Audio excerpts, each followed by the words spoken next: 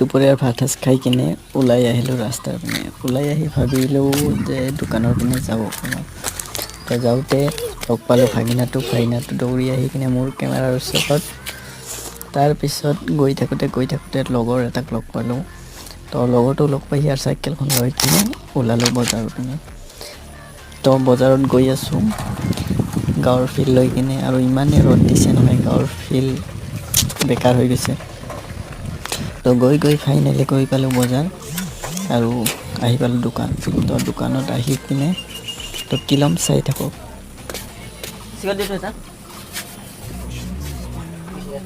cigarette নহয়